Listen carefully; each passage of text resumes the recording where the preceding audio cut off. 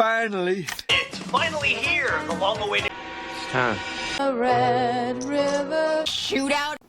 There's just nothing like the Red River shootout. It's one of those things in life that you can talk about it, you can explain it, you can describe it, but you don't really get it until you've been there. It's amazing. We're going to do things a little bit different, not quite a normal podcast because Tex was in Colorado Springs this week, so we weren't able to do a podcast. We're going to run down the things we're looking forward to this week, not just OU Texas, but other games. And Tex will have his Big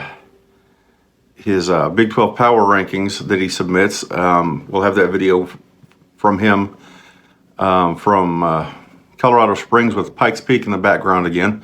I guess I'll get right into the games I'm interested in this week. I've got a top 5 here.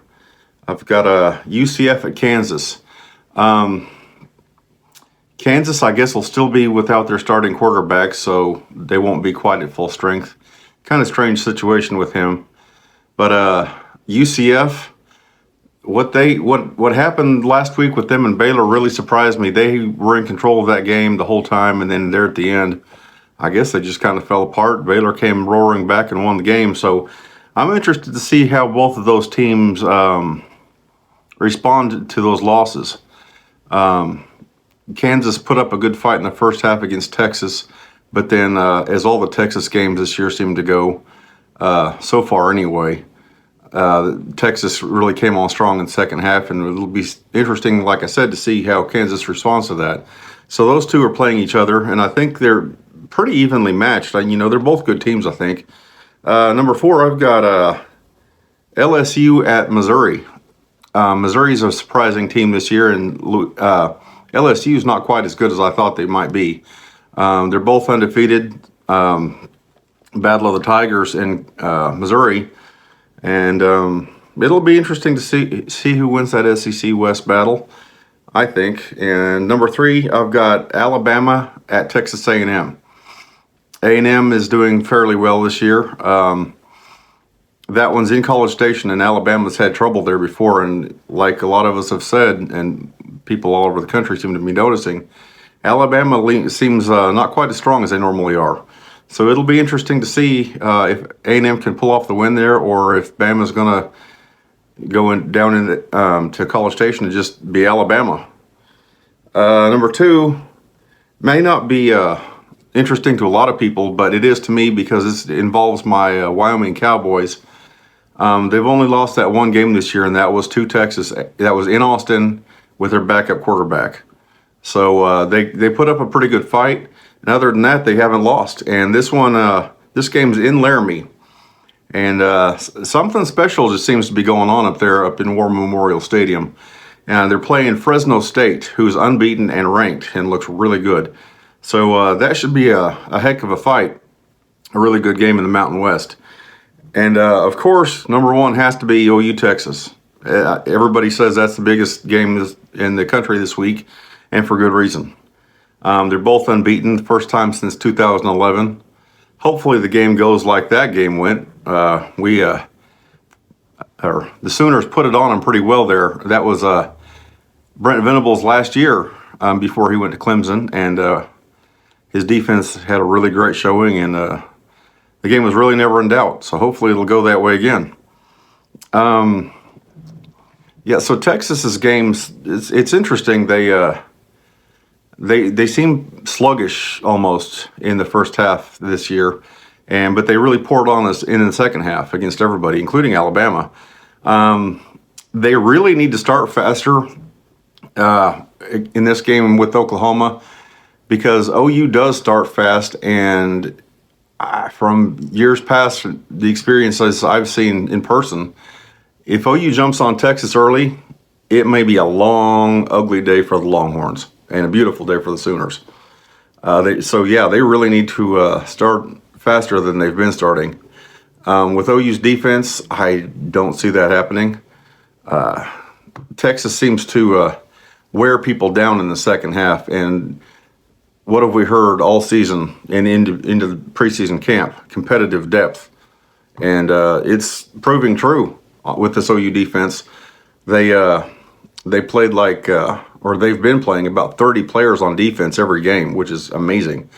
So not only do they have, there's no drop off in talent, there's no drop off, well, there's not as much drop off in experience as most teams have in their second and third strings. So I don't think Texas is going to be able to be as strong in the second half as they have been all year, and maybe as strong as they're counting on being. So I think they're going to have a lot tougher fight than they expect, and a lot tougher fight than they've had all year.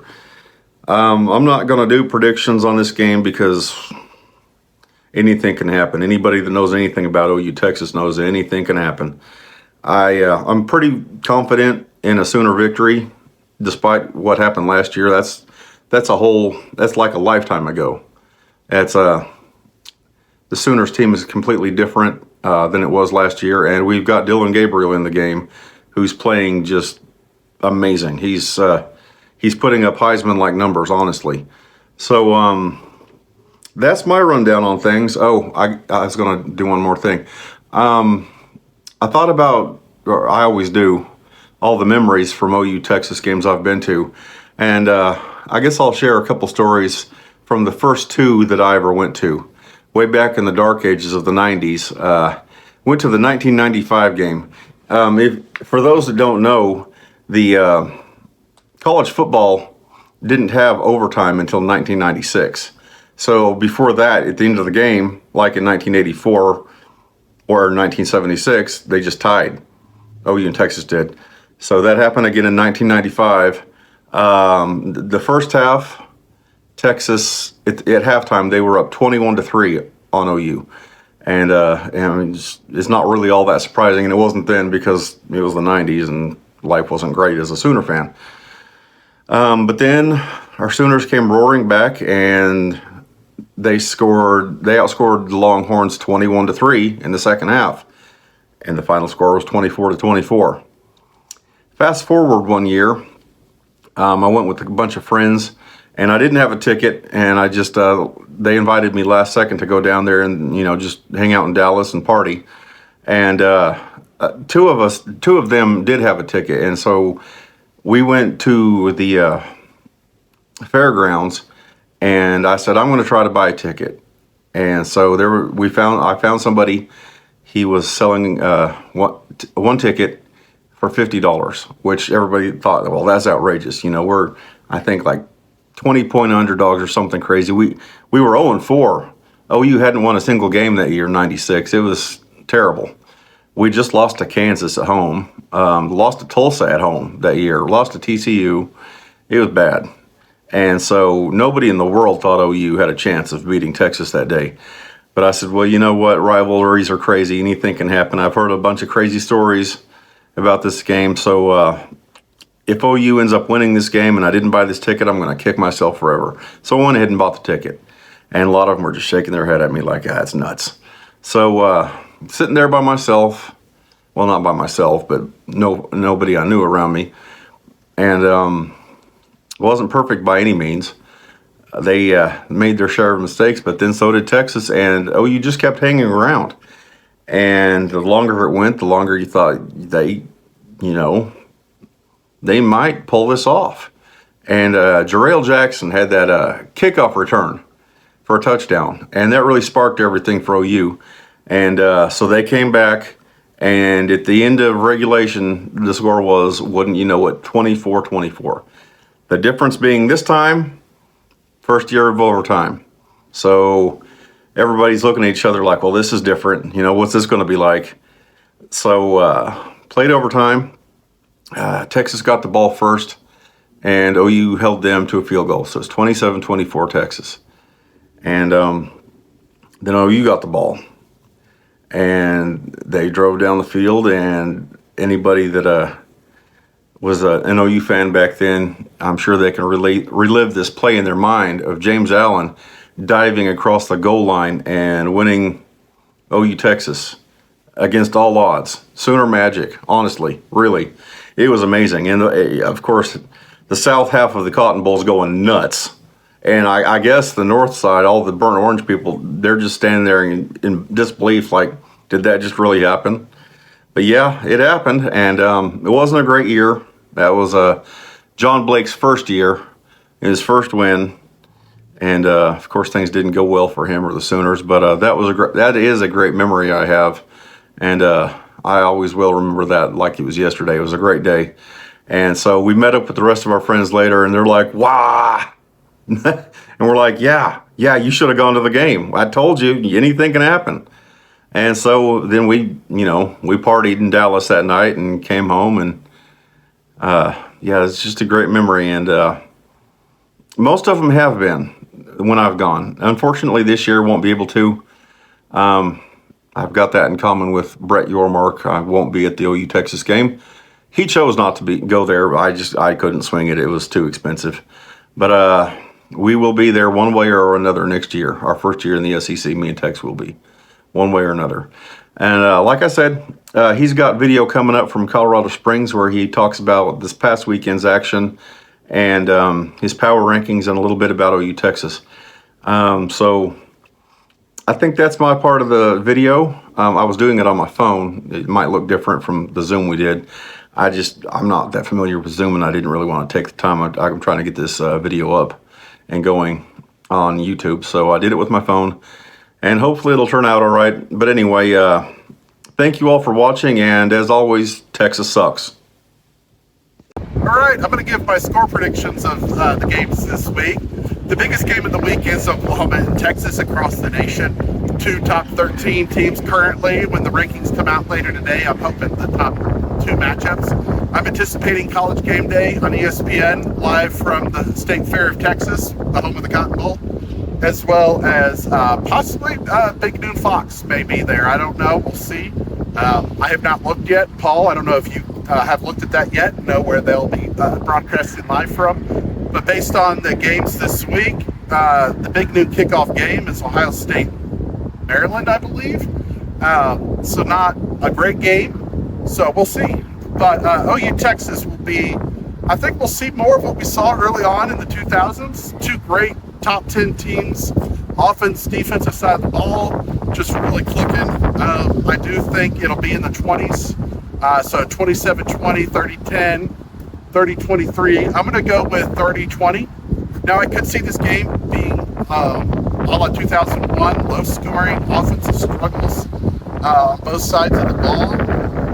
The difference between 2001 and 2023, two great quarterbacks, Dylan Gabriel and Quinn Ewers. So I don't see that low-scoring game actually happening. So I do think 30-20 will be the final. Of course, the Boomer Sooners will be the team on the victorious side.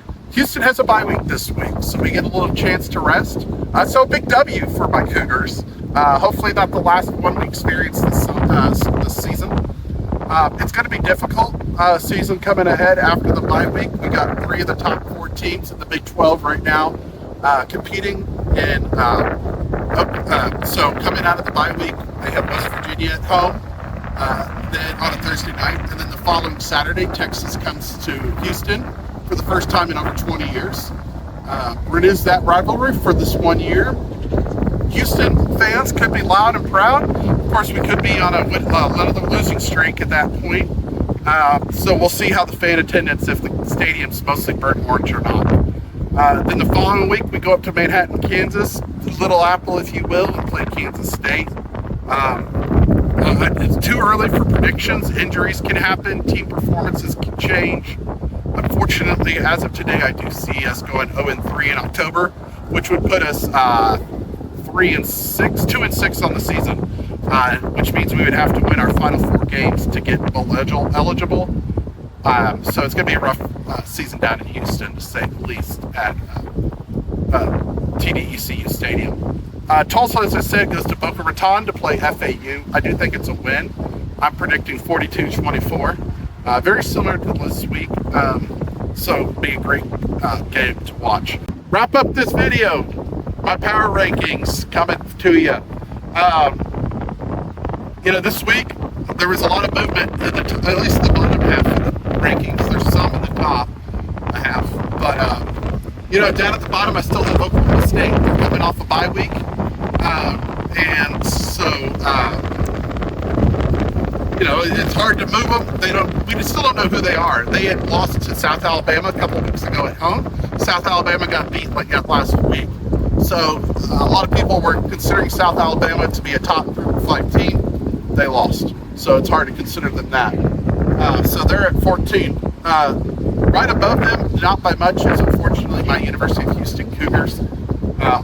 I try to move them up when they play well, and then they just do what they did yesterday. I don't know. No running game, weak defense. It's going to be a long season for the Cougars. I see some hope in Parker Jenkins in the future. Donovan Smith is a good quarterback. He had a good game yesterday, threw for close to 340 yards, I believe, and about 4 touchdowns, no interceptions. You can't ask for much better. Sammy Brown, our wide receiver I talked about last week, dominated 9 receptions, 113 yards, and he got his first touchdown of the season. So I don't know the stats. NCAA stats haven't come out yet for this week, but I anticipate him still being a top 10 receiver in the nation, as well as top 2 in the Big 12.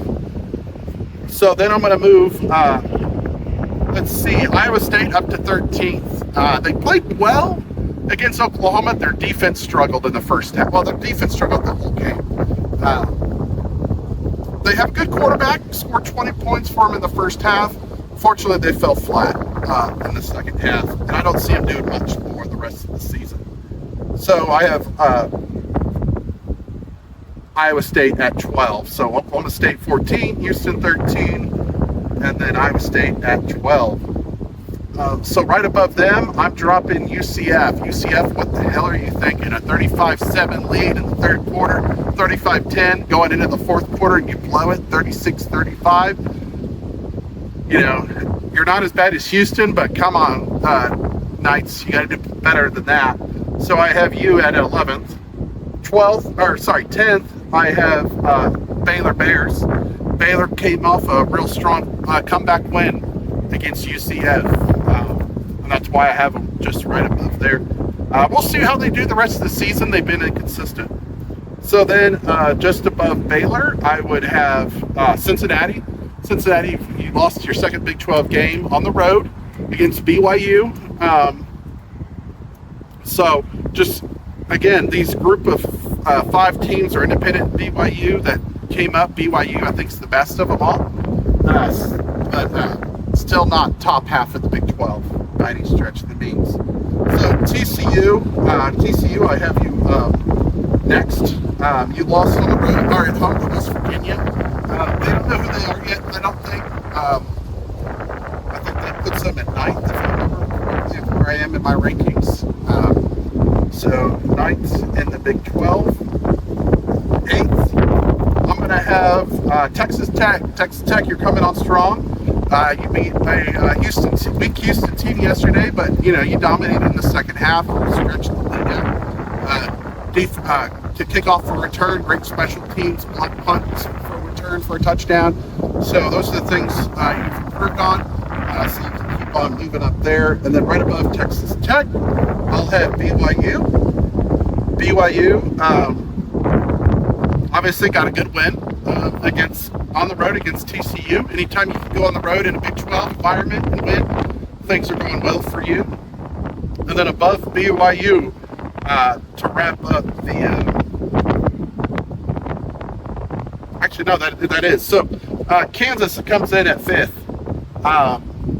They didn't have JT Daniels yet, so it's hard to put them where they are.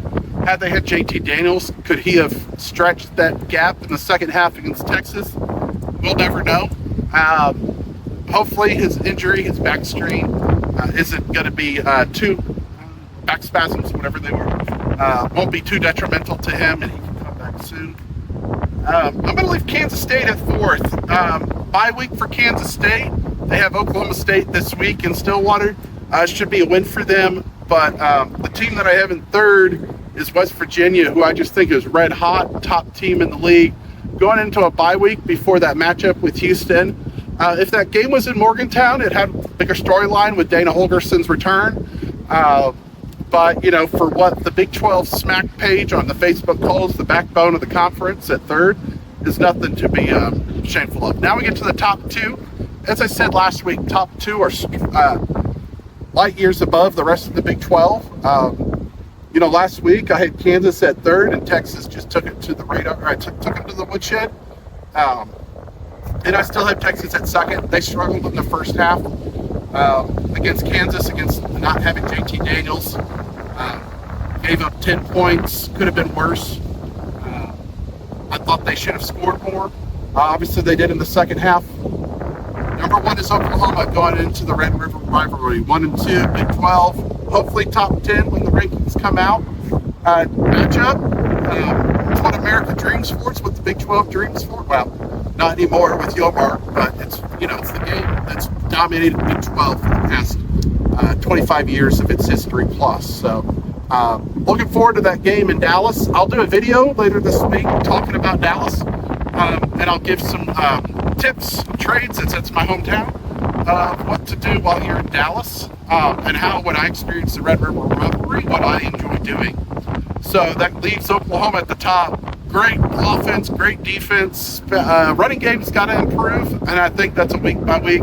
It's been a trend for Oklahoma for the past 5 years. Is coming out of the gate, our passing game has really dominated, but then the offensive line starts to meld together. Our running backs get some momentum going, and then we start being able to set up the pass down the game. So this is Jeremy, Tex, Rupert, whatever you want to call it, coming from Pikes Peak, right behind me, Bald Mountain, in Colorado Springs here. Gorgeous weather. It's probably in the high 60s right now. Sunny, as you can see. Really looking forward to my trip this week. I'll be off the radar for the next few days, but and then we'll be catching up with all what's going on in college sports. I do want to throw a shout out to my Texas Rangers, who clinched a spot in the postseason for the first time since 2016. And this afternoon, we'll be playing for the division championship, which get them a second seed and a bye. So beating the Mariners in Seattle today is the goal. Houston Astros are following us. If we lose and Houston wins, then Houston will have the American League West, as well as the 2 seed, which will relegate us to the 6 seed, playing the Minnesota Twins up at Milwaukee. So go Rangers, Boomer Sooner. Hey, does anybody know what time it is? My clock says 11:01, and that means Texas still sucks.